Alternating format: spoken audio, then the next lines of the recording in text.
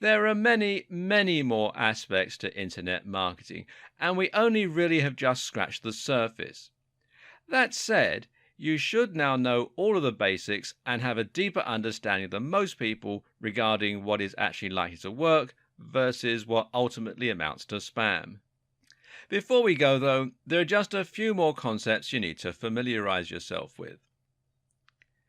If someone lands on your site for the first time and you try to sell them a copy of your ebook or a service, you should expect to find that this is more likely than anything to just drive them away. Think of it a little bit like asking for someone's number before they've even had a chance to get to know you. Much more successful is to spend some time establishing trust and familiarity, but you do need to ensure that they come back in order to do that.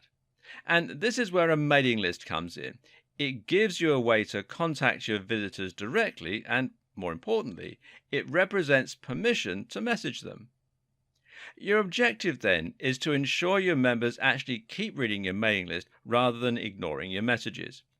In order to do that, you need to ensure that you are, you guessed it, providing value. Emails can be lessons, they can be exclusive updates, or they can be full articles. Just make sure that they are providing value. In order to start collecting emails and sending them out, you'll need a tool called an autoresponder. This is what will enable you to create forms as well as letting you manage new subscribers, people who want to leave your list, etc., etc. Good examples of autoresponder services include Aweber, which you can find here at aweber.com, GetResponse, which is getresponse.co.uk in the UK and getresponse.com everywhere else, and MailChimp.com. Don't ignore this aspect of your marketing. Many gurus suggest that this is the most effective tool in your arsenal. Press releases are short documents you send out to big bloggers and websites. The idea is to make your website or your product sound like news so that they will consider writing about it. The mistake a lot of marketers make is to think they can just promote their product, and that the news outlet is going to be happy to write about it and essentially provide them with free exposure. Now, this is not how it works. Like you, magazines and websites are predominantly interested in providing value to their readers, so they'll only tell you a story if it's genuinely interesting or exciting. So ask yourself, how can you make your brand something people will be interested in reading about? A publicity stunt is one answer. Doing something completely unique is another. Rather than targeting big blogs, though, why not consider targeting the smaller influencers? These are individual bloggers, YouTubers, social media stars and the like who have thousands or even millions of followers.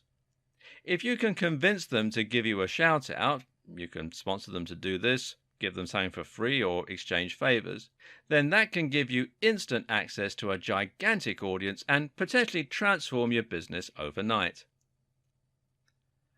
Finally, no matter what strategies you're using in your internet marketing campaign, it is absolutely essential that you are regularly checking your stats and analytics to ensure that you're actually making progress. Look at how many visitors you're getting daily, look at which activities are bringing you the most customers, and use this information to hone and improve your campaign over time. There are several different tools that you can use to do all this, but by far the most popular and capable is Google Analytics. If you're serious about internet marketing, then the two of you need to get acquainted. There are many different aspects to good internet marketing, which include SEO, press releases, social media marketing, influencer marketing, and more. Once upon a time, internet marketing could mean simply picking one of these facets, such as SEO, and then trying to spam it until a site got to the top of Google and started getting thousands of views. Today, though, this method just doesn't work, and in fact is much more likely to get you penalized by Google. Today, the only way to succeed online is by delivering quality, and the best way to do that is by updating your blog regularly. This is the central tenet of content marketing, and as you'll see, content marketing can provide the backbone of your entire digital marketing strategy. So, just what is content marketing? Well, essentially, content marketing means that you're going to promote your website via content, and you're going to use this to bring more people to your website and get them to engage with your brand. People are not going to visit your website or blog out of the goodness of their heart. They will go there because they're looking for something, and that something will normally be content. People use the web to find information, for entertainment or for news, all of which means content. Your core strategy is going to be publishing content on a blog regularly and using this as a way to gradually bring in more and more visitors. Eventually, this should allow you to establish trust and authority within your niche and build up a big following of regular readers who want to find your content. Your content is also what you're going to use to succeed in the various other types of internet marketing. Over the next few videos, you'll see how content is essential for SEO as well as for social media. And that's because content is what people are searching for on Google, and it's what you will mainly share on social media. But the aim is not to bring people to your site in the short term to make sales. Rather, your aim is to get people to subscribe to your site, to bookmark it, and to read it regularly. The way this works is simple. First, a visitor finds your site on Google or via a social media post. The article looks and sounds interesting. They read it and hopefully they have a good experience. But that's not going to lead to a sale, and it's not going to lead to a subscriber in most cases. Rather, they will just make a mental note that your site was reliable and interesting, and so if they see a post from you again on their travels, they will be more likely to read it next time. It's important that your branding and web design is strong, and this will ensure that they recognize the fact that they're returning to a website that they've already been to once before. Eventually, you'll get to the point where they have a question and they decide to turn to you for advice. They know you're reliable. They know they enjoy the way that you write, and so it makes sense that they'll seek you out when they want to know something. At this point, you have their trust, and it will be much easier for you to persuade them to make a purchase or to read your site regularly. Eventually, they'll become regular subscribers and they'll start actively looking into whatever you're posting next. This will mean you have a captive audience, and the next time you want to sell a product, you'll be able to. And no, this strategy is not just for online businesses or ebooks. This strategy can likewise work for a high street store or a hairdressing company. It's all about getting more people to read your content regularly so that you have built that audience and that trust. Of course, some internet marketing strategies might rely less on content marketing than others, but this is an activity that every business should be engaged in. And it all revolves around providing value for free. That may sound great, but the next question is, how are you going to go about doing this? How do you go about adding content to your site that is so exciting that people will want to read your site on a daily basis, especially if you aren't a writer naturally? Well, the first thing is to understand the type of content that gets read and the type of content that gets shared. And a clue here lies in a term that is generally looked down upon by the community: clickbait. Clickbait is content designed to get people to click, and very often it provides little to no value. You'll probably have seen this type of content on Facebook, and these are posts with titles like "You'll never believe what happens next" or "Top 10 X, number 7 will shock you." These titles get people to click by leveraging the power of curiosity. The titles are purposefully vague while also being emotionally charged, by telling you that you'll be shocked or outraged in some way.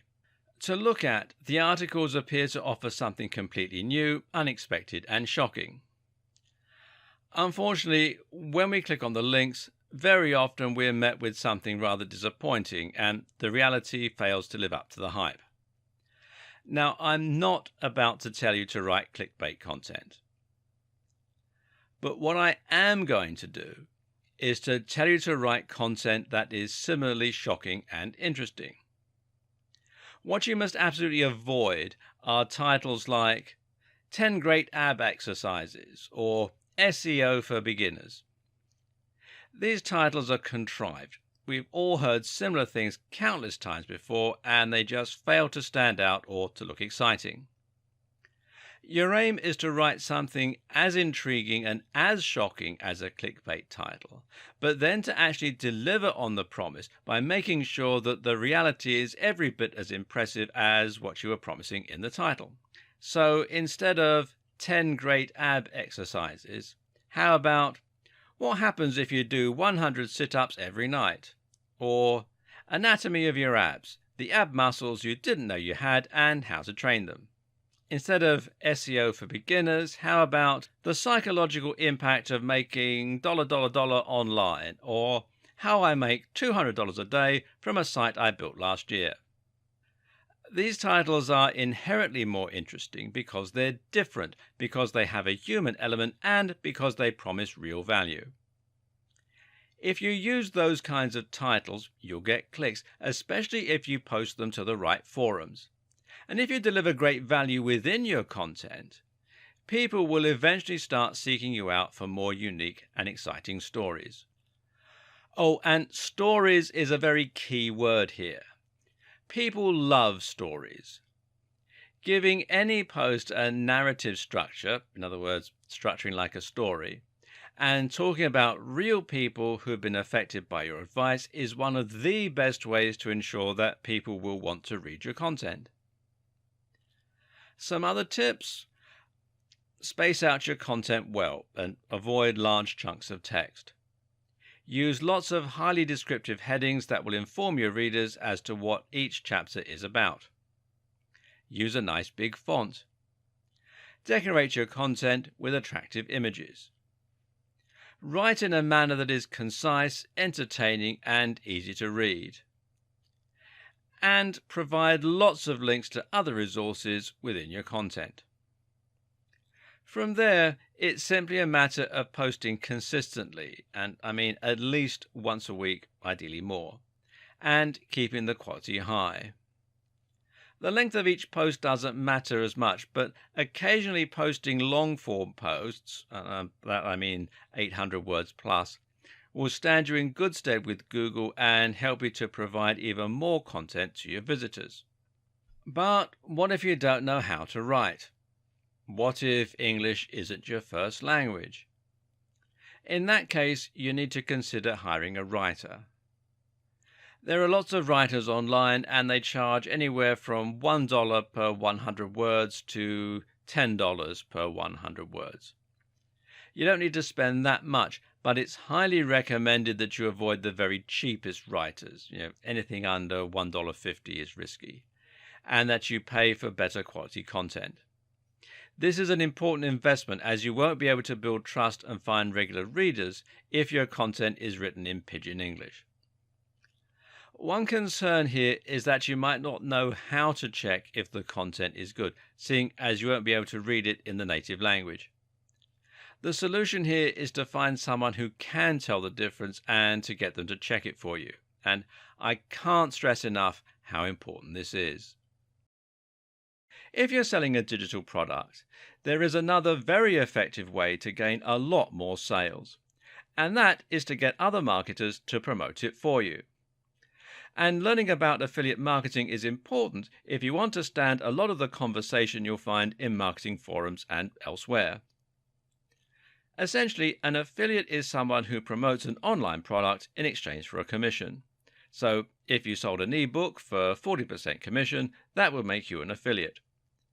To do this, you simply use a URL that is unique to you, and then when someone clicks on that link, they will be redirected via a page that will have a cookie on their computer, and they will be identified as having been sent by you.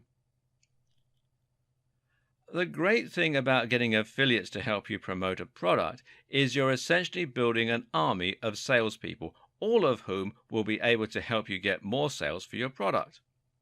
If you can sell 30 ebooks a month yourself, imagine how many ebooks you'll sell when you have 1,000 affiliates. The key to getting lots of affiliates is not to be greedy. Create a great product you know will sell well and that affiliates will believe in too, and then be willing to give away a good proportion of your profits, over 50% ideally. You can then look for affiliates by listing your product on affiliate networks like JVZoo, which is jvzoo.com, ClickBank, which is clickbank.com, or CJ Affiliate by Conversant. This used to be called Commission Junction, and you can find them at cj.com. Making money as an affiliate is also a very important strategy for internet marketers. Internet marketers make money by promoting the products of other creators. This allows them to make big money without having to invest lots of time or effort into creating their own products. What's more is that by selecting an existing product rather than making one from scratch, you can remove the risk element by focusing on a product that is already selling very well. Affiliate marketing is a great way to monetize a website and to build a business with zero upfront investment. Whether you are an affiliate or a product creator, you're going to find there are a few different materials and terms which come up regularly and that you'll end up using to build your campaign. These materials and terms include sales funnel. Now, a sales funnel is a selection of free blog posts or articles, perhaps a mailing list, maybe a free report, followed up by a paid report and increasingly high ticket, in other words, expensive items. The idea is that you're gradually introducing people to your brand and then helping them to invest more and more in your message to become increasingly interested in spending more with you. Then there's sales page. A sales page is a page which is entirely dedicated to selling your product. That means there will be no external links, no distracting content or images, just one sales script designed to promote the product and make it sound highly desirable. This will be interspersed with buy now buttons and will use persuasive writing. Then there's free report. And a free report is a small excerpt or example of your sales funnel. There's VSL, and VSL is a video sales letter. This is a spoken script that works like sales copy to engage the visitor and get them to buy. And finally, there are squeeze page and email swipes. Now, email swipes are ready-made marketing messages. We'll look a little more at how a squeeze page and mailing list work together in a moment. As a marketer, you can either create these materials yourself, get them free when you sign up as an affiliate, or use other strategies to promote the products. Either way, though, understanding these terms is going to come in very handy when you're learning about internet marketing. It's worth understanding this concept as, like I said, it comes up a lot in forums and online communities. In fact, for many people, internet marketing and affiliate marketing are somewhat inseparable. You'll find this when you check out sites like Black Hat World, which is blackhatworld.com, and the Warrior Forum, which is warriorforum.com. These are forums where internet marketers can discuss ideas and tips with one another, as well as finding opportunities, business partners, clients, and services. The Warrior Forum even has its own affiliate network. Spending some time on these forums is a very good way to get acquainted with the world of internet marketing and all it entails. You'll also find a ton of good advice, as well as being able to hire writers, SEO companies, web designers, and other professionals to help you get your campaign up and running. Here, you will often find lots of people selling link building services, but you should be wary of these as the links are often low quality.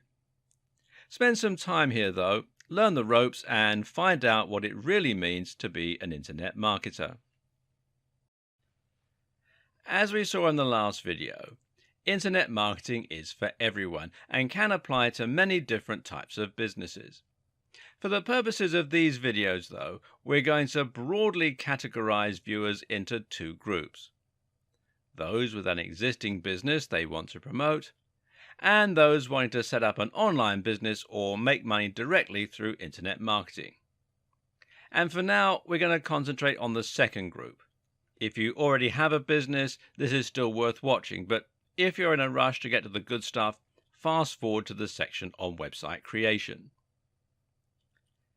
If your plan is to build an entirely online business and to make money either directly from a blog or perhaps by selling digital products, then the first thing you need to do is to choose a niche, or niche as some people pronounce it. The term niche in this context essentially refers to a subject matter, an industry, and an audience.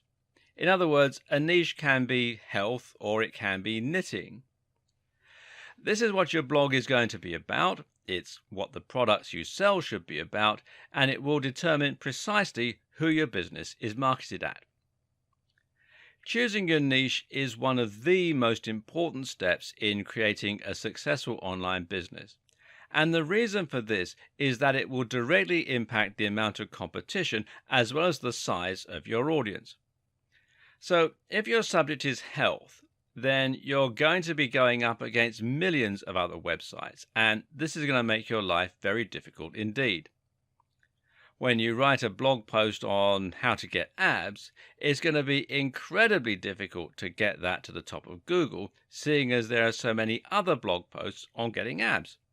Likewise, if you post in a fitness forum and mention your ebook, it's not going to stand out or be interesting because there are so many others. Conversely, though, you also need to avoid choosing a niche that is too narrow. If the niche you chose is earwigs as pets, then it will only be a matter of time before you've marketed to the majority of that audience and there's no one left to buy from you. Another important consideration when choosing a niche is what you can offer the audience and how much they are likely to spend.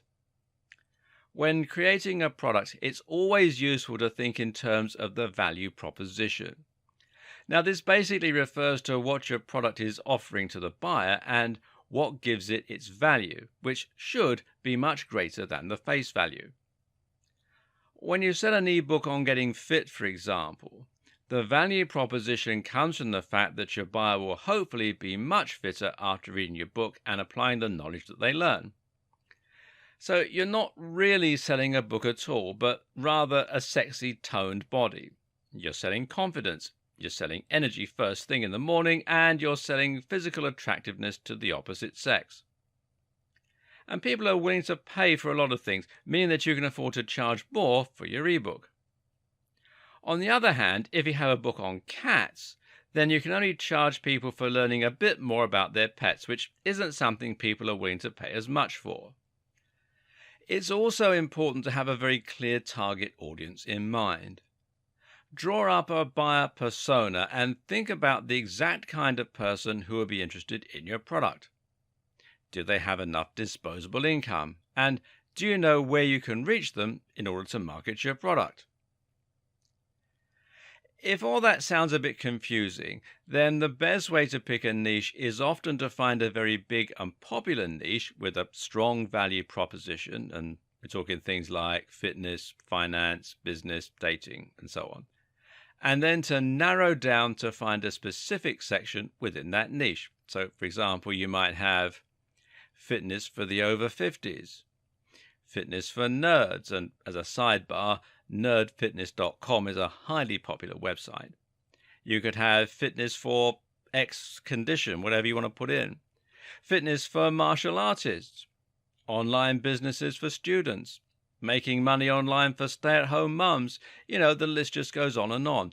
And try and think of something that is as original as possible, while at the same time making sure that there's a big audience there and that you can solve a specific need. At the same time, though, try and choose a niche that you genuinely have an interest in and some knowledge about. And this will help you to write better blog posts, and it will ensure that you don't get bored of your business over time. And this is actually one of the most important tips. So don't be motivated by money alone, or you're likely to find your business lacks staying power. Finally, think about any connections you might already have and any contacts. If you happen to know the editor of Gardening magazine, then creating a business in the gardening niche just makes sense. Likewise, if you're a prominent member of a big forum dealing with health, then this is a very logical niche to choose, as you'll be able to post about your blog there and hopefully get a big reaction. In short, try to have an entire business plan ready before you even begin writing. Know your strategy, know your end game, and let your niche dictate all that. The next thing you need to do is to create a stunning website. Now, this is highly important, as your website is what's going to create the first impressions for your visitors and give them the confidence to buy from you. Now, this makes all the difference. Think about your own experience, whether you're looking online for a place to eat, for a specific product to buy, or a blog to read. If the website is well designed, then the chances are that you'll feel comfortable there. If the font is large and crisp, then it will be pleasant for people to read. If the logo is well designed and high definition, then it will create trust for your brand. If the navigation is simple and fluid, then visitors will be able to find their way around the site. And if the Buy Now button looks official and secure, then people will be much more comfortable entering their payment details.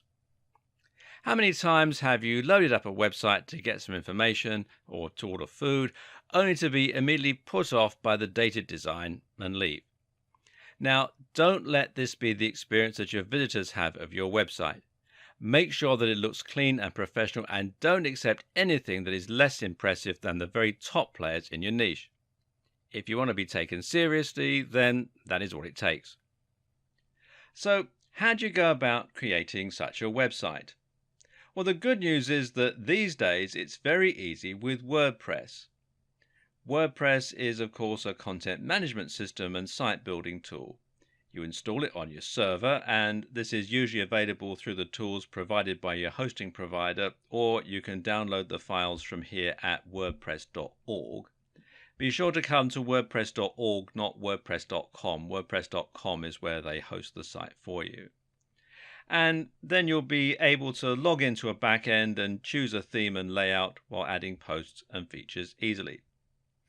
And WordPress is by far the most popular tool today for building websites, and it powers many of the biggest brands on the net.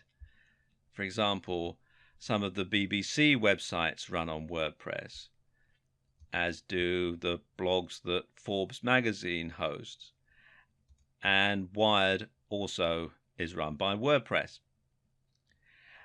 And it's free, and it has a huge number of different features. It has support from a massive online community and nearly endless customizability. In other words, there really is no reason not to use WordPress. It's a tried and tested commodity, and it makes things quicker and faster for you while still resulting in a highly professional looking end product. Now, once you've installed WordPress, you should then look into adding a professional looking theme. Now, thankfully, these can also be added very simply by looking at the themes available through WordPress itself, or by buying them from various theme stores. And a good one is themeforest.net, and you can see here they've got, at the time of making this video, 31,056 website templates and themes, and as you can see here, prices start at around $2, so it's well worth a visit. A professional looking theme with good customization options will generally set you back about $40, and this is a very worthwhile investment, as it can make your site considerably more professional looking, help it to stay responsive so that it fits the size of the display that it's being viewed on, and generally ensure that it's polished and able to compete with those top players.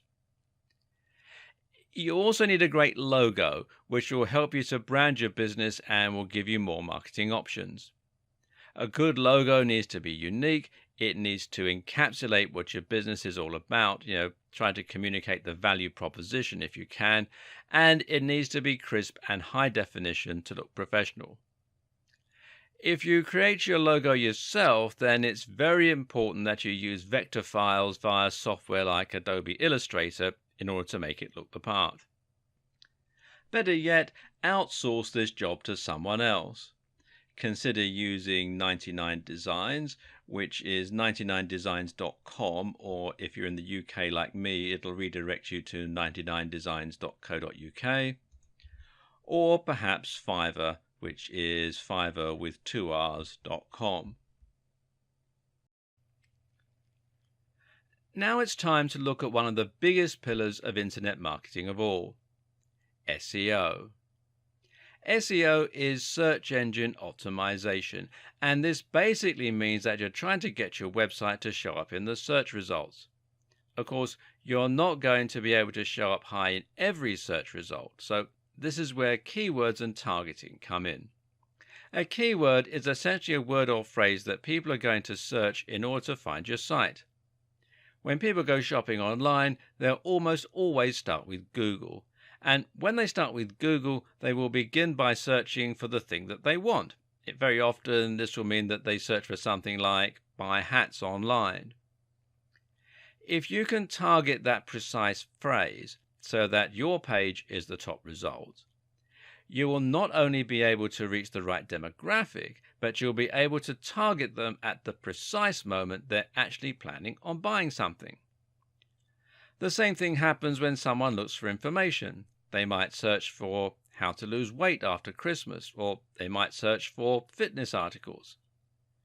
Again, you can bring more people to your site, and that way hopefully create more loyal followers simply by making sure your pages come up as top results for those terms. So SEO has the huge advantage of being highly targeted and allowing you to reach anyone rather than just people who are your followers or who are part of the same network as your followers. The only problem is that SEO is also arguably more complicated than the other forms of marketing we've looked at so far. It's never guaranteed. That is to say, you can spend years doing SEO or pay the very biggest SEO service in the world and still not see any improvements. Let's take a look at why that is and how to give yourself the best chance of success. In order to get to the top of Google, the aim is to try and understand how Google works, how Google decides which sites are worthwhile, and how you can manipulate those factors in order to move your site to the top. Google works using spiders or robots. These are small programs that search the web by following from one link to the next. Each time they find a new website, they add it to a giant index and will assess the subject matter and the quality of the site by looking at who is linking to the page, how the page is laid out, and what the subject of the content appears to be. If we knew precisely how Google's algorithm worked, then we could get to the top of the search results with guaranteed certainty. As we don't know this though, all we can do is make educated guesses and hope that these get us to the top of Google. When Google first became the dominant search engine, the algorithm was fairly straightforward and was generally quite well understood by marketers. Back then we knew that Google found sites by following links on sites already in the index. Google thought of a link as testimony. The more people link into your site, the better your site must be. Google attempted to match search terms with the content on your pages. If you repeated the same phrase often enough, you stood a better chance of ranking for that term. Back then, it was easy enough to manipulate Google into doing your bidding. All you had to do was to create a website with lots and lots of content, repeat the same keywords over and over again, and get lots of other sites to link to you. It was literally a matter of whoever worked the fastest could get to the top of Google the quickest. Unfortunately, though, this also led to some very bad practices. People would stuff keywords into their text, repeating the same few phrases over and over again. People would pay for links. People would steal content and spin it, swap words for synonyms, and generally Google's results started to become dominated by spam. So Google clamped down and introduced some smarter rules and algorithms. These updates to its system were known as Penguin and Panda and really shook up the internet marketing community. Now Google is much smarter when it comes to looking for content and now values quality over quantity to a large degree. A few examples of the changes. First off, Google will now penalize websites for keyword stuffing. A density of 1 to 2% is generally recommended. Google now prefers long-form content and will reward it. Google will penalize sites that associate with spam sites. Low-quality links are worthless. Links from established authorities mean much more. A single link from Harvard is worth 1,000,000 links from spam sites. Google now understands synonyms and related terms and will look for you to have written around a subject. Google penalizes links that are from sites that aren't related to yours. Google clamps down hard on paid links. Google clamps down hard on stolen or reworked content. Google can now monitor how long people spend on a website or page. If your visitors are only staying for a second before leaving, Google will take this to mean that your site doesn't offer any real value and you will be penalized. This sudden change resulted in a lot of sites being removed from Google altogether, which badly hurt many businesses. As you can imagine, this caused quite a lot of outcry. But what's important to remember is that website owners are not the customers Google is catering to. Google is catering to users who want to use Google in order to find high-quality content. Thus, Google's main and only objective is to ensure that the content it shares is relevant and interesting to the people searching for it. So, what's the best way to handle good SEO? Simple. Make sure you are providing great, relevant content. When you do this, you are aligning yourself with Google's goals. Therefore, every change Google makes will ultimately help more people to find your site. Meanwhile, the sites that try to spam Google or trick it will only be damaged each time that Google has an update. So, with all that said, how do you go about carrying out SEO for your site in this day and age? We'll cover that in part 2. One of the great things about SEO is that once you've climbed to the top, it doesn't have to cost you all that much to stay there. The problem is, it can take an awfully long time to get to that point. PPC, meanwhile, offers you the precise opposite strengths and weaknesses. PPC stands for pay-per-click and is the main form of advertising online.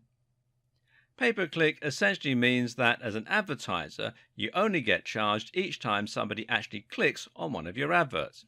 So, in other words, it doesn't cost you anything to have your advert published on a website. If no one ever clicks on it, you'll never pay a cent. But each time someone does click on it, you'll be charged X amount of money.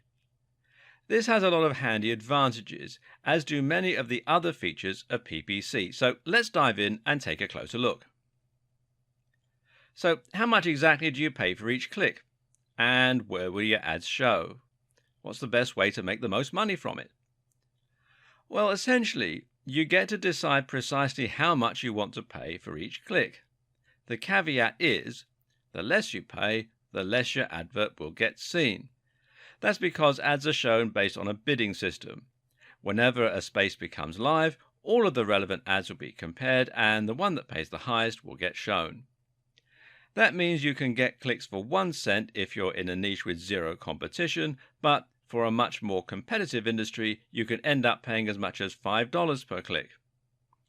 The good news is you only pay the amount you need to beat the next highest competition. So if your maximum bid is $5, but there's only one competitor who's paying $1, you'll get the ad for $1.01. As well as setting how much you're willing to pay, which is known as your minimum bid, you can also set how much you're willing to pay per week or per month. This is your budget, and by setting this, you can ensure that you never spend more cash than you have. The great thing about this system is it means you can actually guarantee ROI for your business. You do this by calculating how much it's going to cost you to bring each new visitor to your site, which will be equal to your CPC, or cost per click. You then look at your conversion rate, in other words, what percentage of new visitors become paying customers, and then you compare these numbers. So if 1 in every 100 visitors buys something from you, in other words, a 1% conversion rate, and your product earns you $50 per sale, that means each visitor is worth $50 divided by 100, or 50 cents. As long as you're paying less than that per click, you should earn profit from the campaign. This also means you'll need a daily budget of a certain amount in order to see daily returns. There is another great benefit to PPC advertising too. It allows you to target specific types of visitors very precisely. Targeting means ensuring only people you really want to see your ads will see them, and that can prevent you from wasting money advertising to people who won't be interested in buying from you. If you're selling skateboards to skaters, you should find your conversion rate goes up significantly versus trying to sell pens to skaters. So, how does all this work? Well, there are two main PPC programs out there at the moment. These are Facebook ads and Google AdWords. There are some others, but they aren't so big. Google AdWords show ads on search terms, and in that way it works just like SEO. Your aim here is to make sure that you're paying for your ads to show up on search terms with enough viewers and that are targeted to your precise audience. You can do this using local search terms again, or you can do it by using search terms that specifically relate to your niche. And you can see the ads are here at the top where it says ad. Quite often they'll also have them down here on the right hand side in a search result as well. Now, Facebook ads, on the other hand, gives you even more targeting options. With Facebook ads, your adverts will show on users' Facebook pages on the right or in their home feeds. You can then ensure that people only see the ads if they are the right age and sex, or if they have the right hobbies and interests, or have the right income, and if they're in the right location. Google has the advantage of showing ads to people who are currently searching for services and products, whereas Facebook ads can be interruptive. You can even use Google AdWords as a way to test whether certain keywords are worth pursuing with your SEO. But by closely targeting only people who are likely to be interested in your product, Facebook ads allow you to avoid wasting money on clicks from people who would never have bought from you in the first place. This video series has thrown a lot of information at you all at once, and there's still more to learn. Unfortunately, that's the nature of the beast. Internet marketing is a huge subject, and you will never have learned everything. Moreover, it's also a subject that is continually changing and evolving, so you'll never know absolutely everything that there is to know.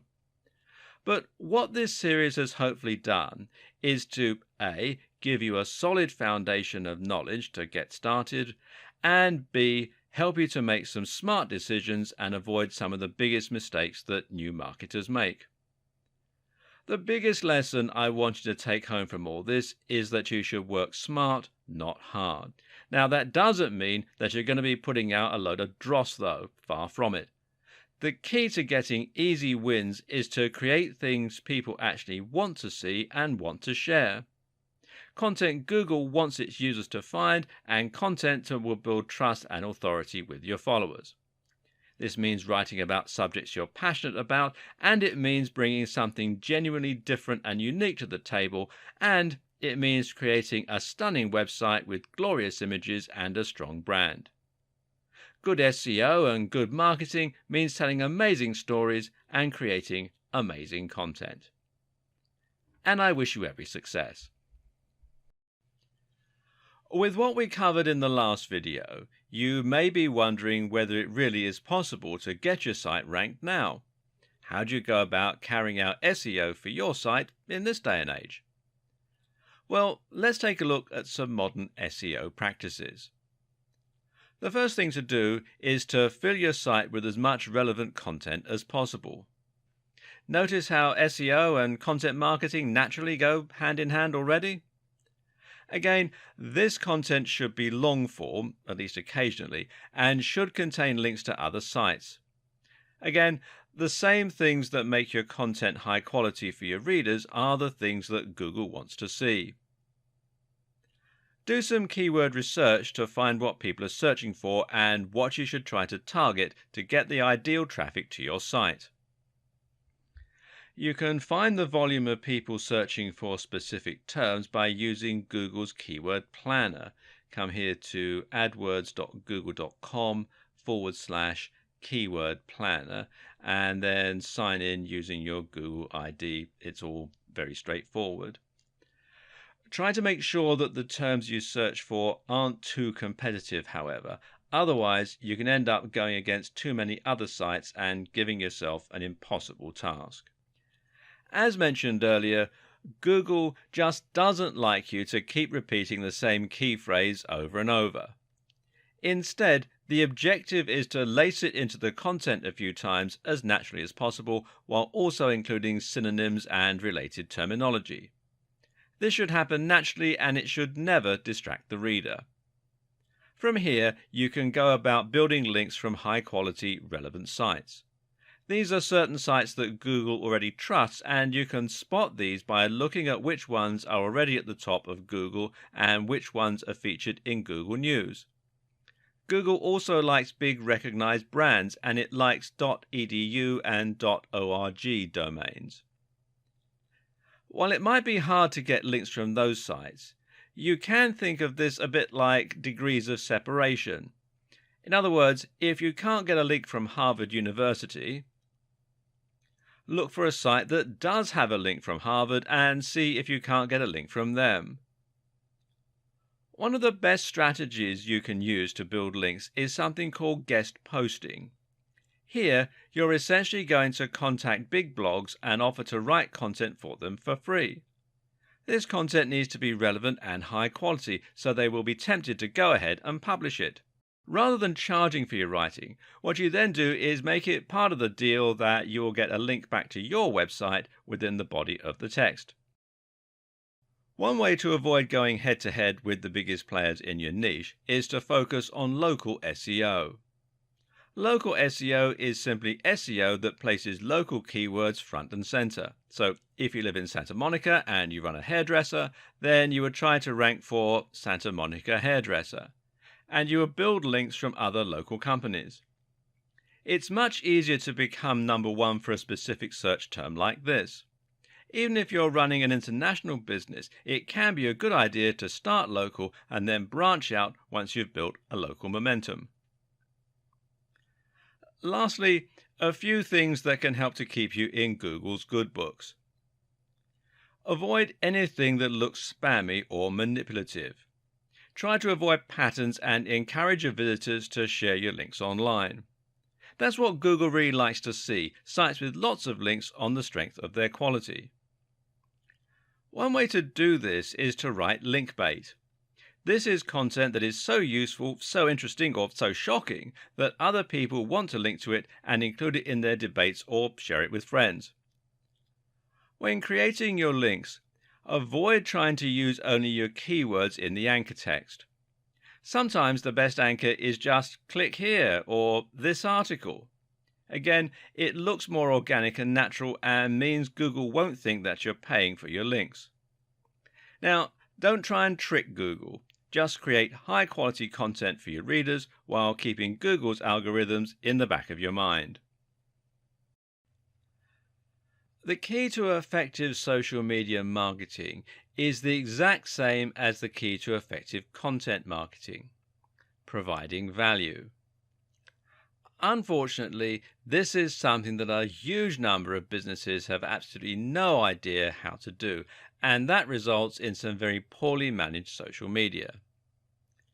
Take a look at the social media pages of your typical local B2B companies, and you'll find that they tend to post some rather uninspiring and vapid statuses and posts. You'll see things like, "Find out why our content management solution is the best in the business," and "Order our EPOS system today and start serving your customers better."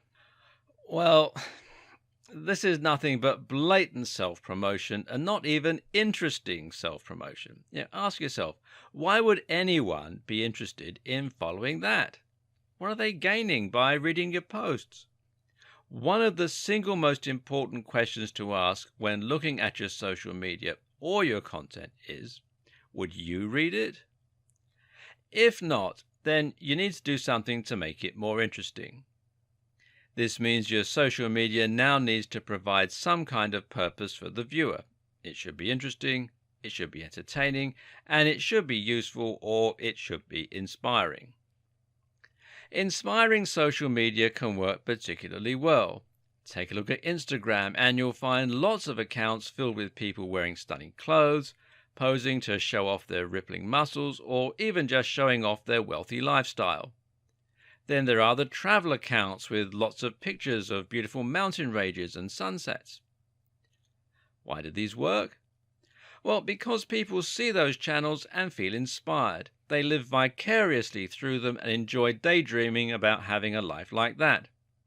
They know that if they follow that account, they'll be shown many more similarly inspiring posts, and they continue to live the dream.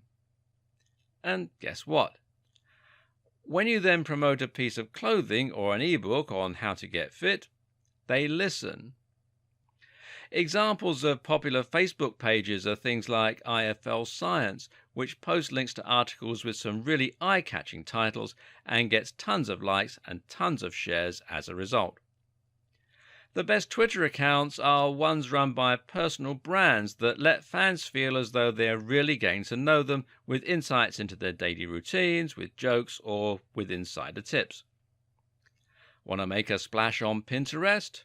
Then how about creating a board to show off life hacks, or to demonstrate great outfit choices, or workout inspiration? The aim again is to provide real value, and the way to know if you're doing this well is to ask yourself, would people be disappointed if you stopped posting to your account? Not just your blog, but your social media channels.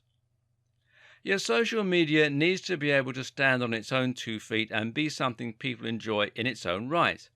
That's how you gain followers and shares, and it's how you get people to visit your site and buy your products. Once again, from there the key is to post regularly and to be consistently on topic.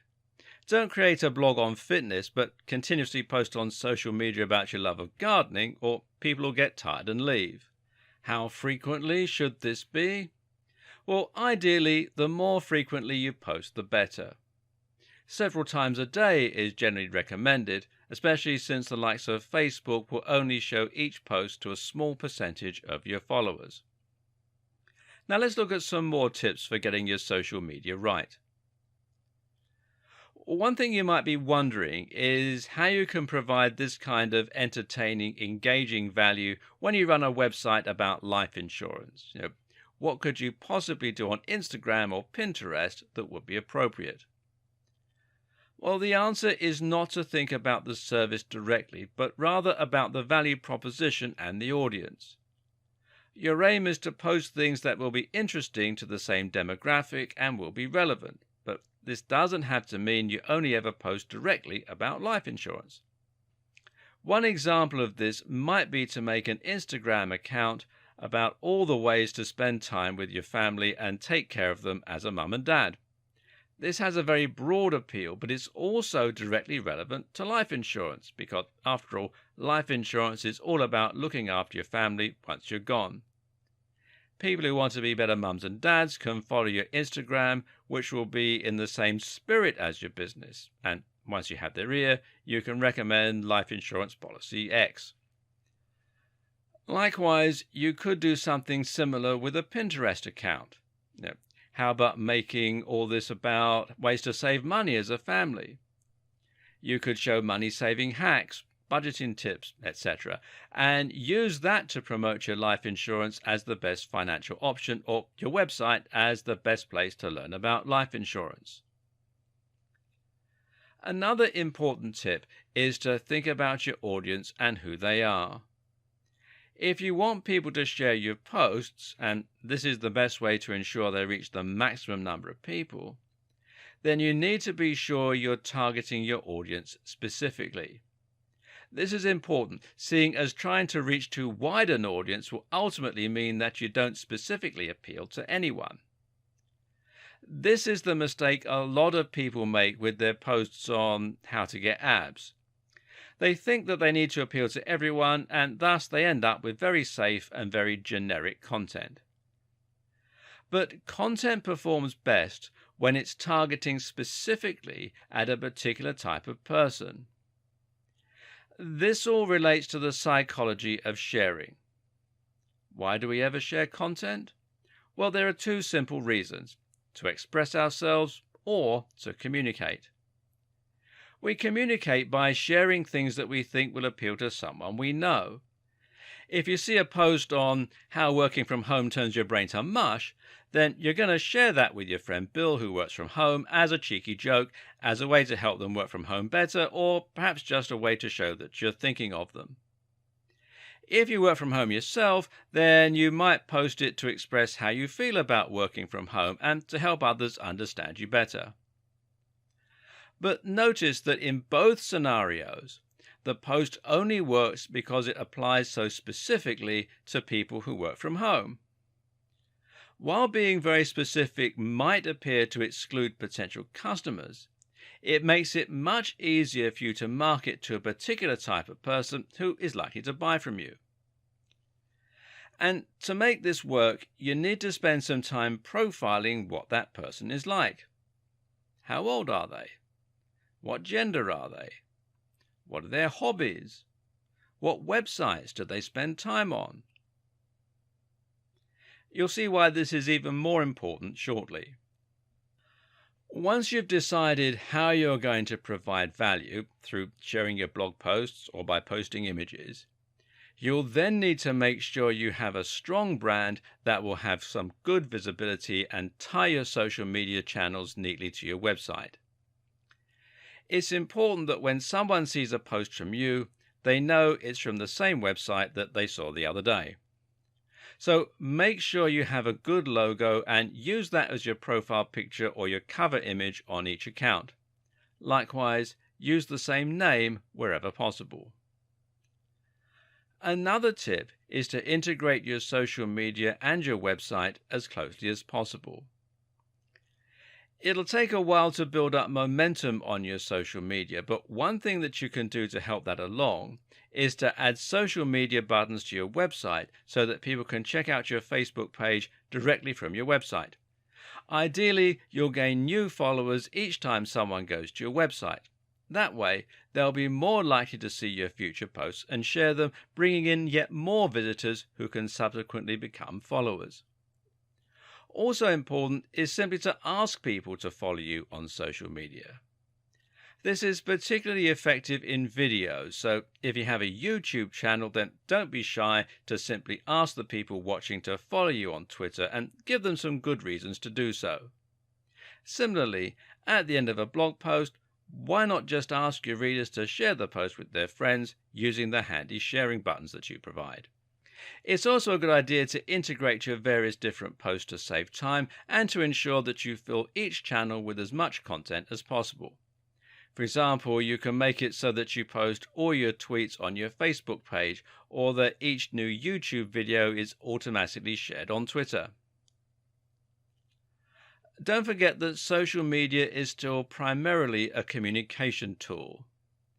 One of the best ways to ensure people are engaged with you is to actually talk with them and to do something as simple as just following people or liking their pictures. If you've ever used Instagram, then you'll be familiar with how pleasing it is that someone has started following you, especially if they look like a professional brand. Likewise, it's great when they comment and say, "Nice pic." This will motivate you to check out their channel and, in many cases, to follow it. So just spend some time posting and, of course, be sure to actually respond to people. Running contests and surveying your audience can also be a very good way to increase engagement and to get a better idea of what your followers want to see from you. A good example of a contest is to award a follower with a free gift if you get over X number of likes. This can help you to build more shares and likes, as well as being a great way to thank your fans.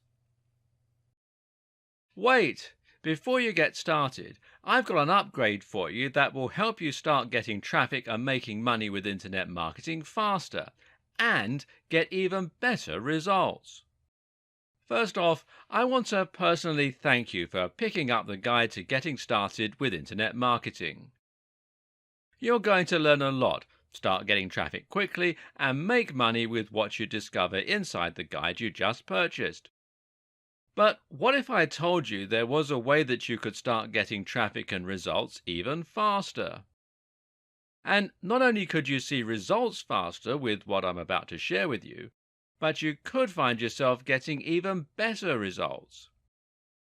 Although the guide you just purchased is extremely easy to follow and is created in a step-by-step format, the fact is, there are a lot of people out there that just learn a lot faster from watching something being done in front of them as opposed to reading about it. How about you? How do you learn things best? Do you like to read and go through a guide, or do you get better results when you watch something being done in front of your eyes?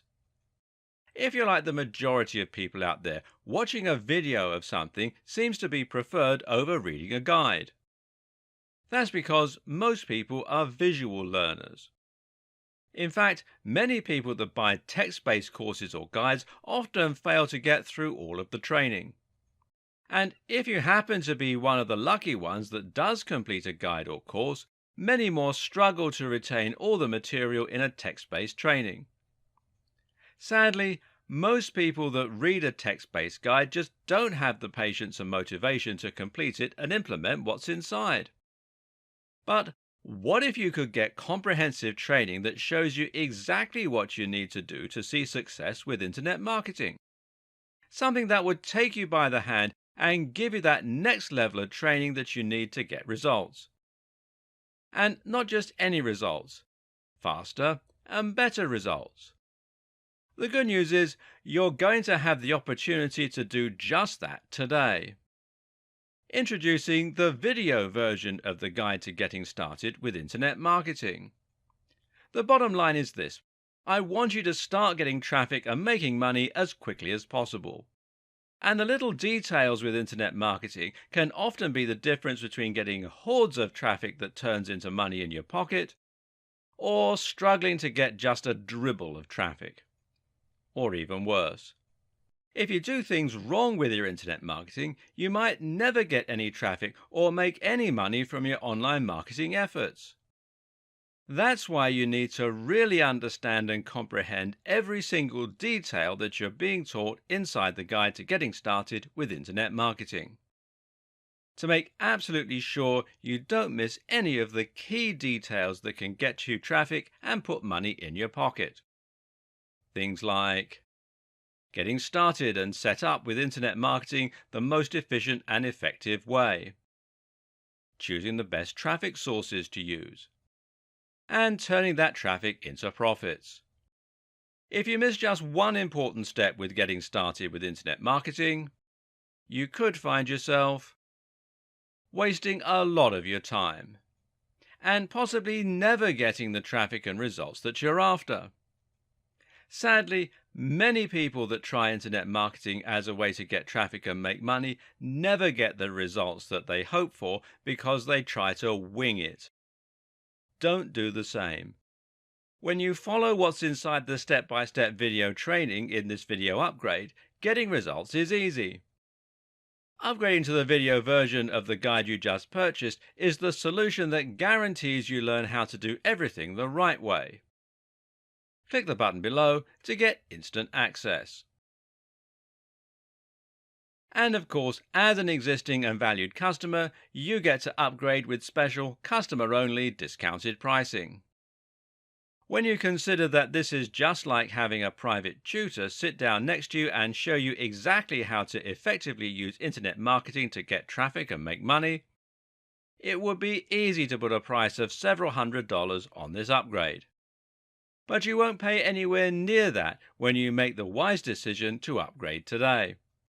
Plus, When you take action today, you're also going to get an exclusive bonus of 10 high-quality audio MP3s of all the training. This makes it easy to learn while you're on the go and get results that much faster. When you add the MP3s to the 10 high-quality videos that show you how to do everything from getting started with internet marketing to scaling up and having traffic flowing daily, it's impossible to fail. Not to mention, you get to test drive the upgrade for the next 30 days, with absolutely zero risk. If for any reason, or no reason at all, you're not 100% satisfied with what you learn inside, simply send me an email and I'll refund every single penny of your tiny investment. No questions asked. But whatever you do, please don't wait. This offer is an exclusive one-time offer at pricing that's only available to my existing customers. If you wait, you may never get another chance to get access to this at a price this low. Click the button below to get instant access today. So, what is internet marketing and why should you care? Well, internet marketing simply entails promoting your business on the web. Any marketing activity that is carried out online is considered internet marketing, and that includes search engine optimization, otherwise known as SEO, content marketing, social media marketing, PPC advertising, influencer marketing, press releases, email marketing, and more. These various pillars of internet marketing can each help you to bring more visitors to a website or a blog, and that in turn gives you the opportunity to promote your business and hopefully drive conversions, in other words, turning visitors into customers. What makes internet marketing so effective is that it doesn't have to cost a huge amount to be successful. Now, you can spend an awful lot on SEO and content marketing and thereby try to get your site to the top of Google. But sometimes it just takes one smartly placed link to drive huge amounts of traffic to your site. And if you're willing to put in consistent time and effort, then anyone can build a massive, loyal audience, then thereby become a big influencer in their niche. Thus, internet marketing is the great equalizer. Marketing no longer requires a huge budget. It's now something that you can do just as well as the largest corporations, as long as you're smart with it. Internet marketing has other advantages too. It allows you to actually engage with your audience, for instance. Using social media or running contests means that you're able to interact with the very customers you're trying to obtain and get feedback from them. Then there's the simple fact that the web is capable of reaching such a huge audience, including people from all around the world.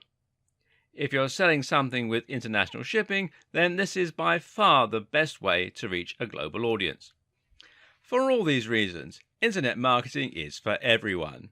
No matter what type of business you're running, you should be able to benefit from internet marketing and find that it can help you to increase your brand visibility, grow your audience, and to make bigger profits. Now, some businesses are only able to exist thanks to internet marketing. These are the entirely online businesses, such as people who sell ebooks. Now, ebooks are digital products with no overheads.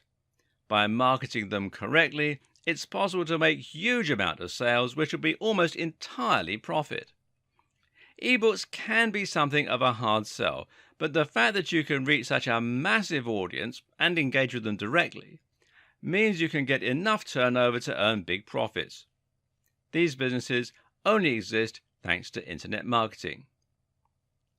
Other businesses also rely heavily on internet marketing.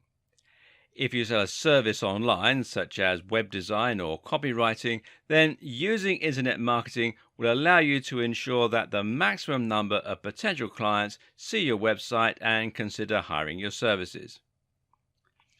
Knowing how to reach that audience online is the difference between long dry spells, where you aren't bringing in any cash, and a steady flow of orders and income. Of course, the same is also true for an e-commerce business, which exists to turn website visitors into paying customers in a similar way. Amazon actually spends over $1 million a day on Google AdWords alone, which shows you just how much the company values its internet marketing. But it's not just online businesses that can benefit from internet marketing. Big brands like Coca-Cola, Red Bull, Marvel, Ford, Best Buy, they all spend huge amounts on internet marketing because they know that it is now more effective than spending that same money on print media or television. And the same goes for small businesses like hairdressers, restaurants and high street stores, and sole traders like plumbers, builders and lawyers.